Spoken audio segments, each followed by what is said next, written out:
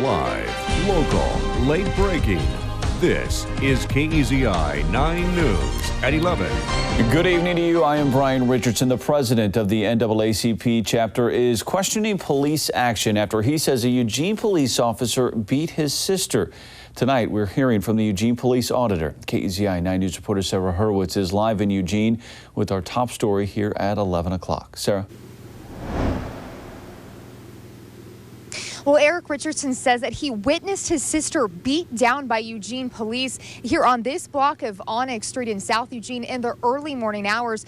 We don't know a lot about what happened at this point, but Eugene police auditor Mark Gissiner says it's under investigation.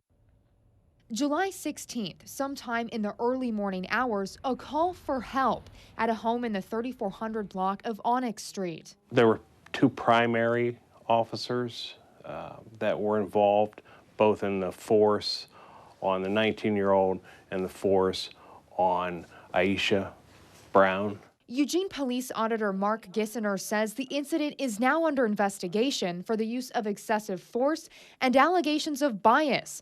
All we know at this point is that it was some sort of mental health crisis, where NAACP President Eric Richardson claims he watched police beat down his sister.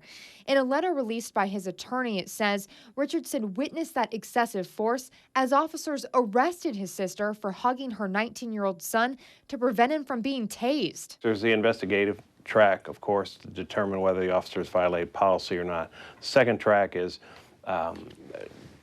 just communicating with people so that force may not be necessary, and people communicating with officers so that force isn't necessary. Gissiner says the issue of excessive force is connected to the mental health crisis not only in the state of Oregon, but nationwide.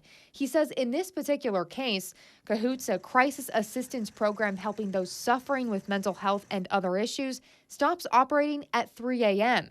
And he'd like to see that help pushed to 24 hours. It needs to have the same level of response, in my view, as a medical emergency. A local incident spurring debate as the issue of excessive force continues to sweep the nation.